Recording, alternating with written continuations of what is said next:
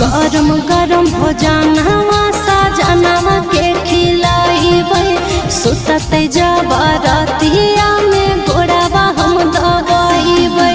लगते गरमिया तो अचारवा से बेनिया डोलैबै भौजी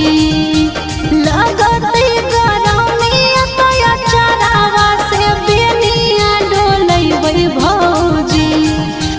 दिन हवा में रुसतै सजनवा रतिया झुमा देके मनैबै भौजी दिन हवा में रुसतै सजनवा रतिया झुमा देके मनैबै भौजी।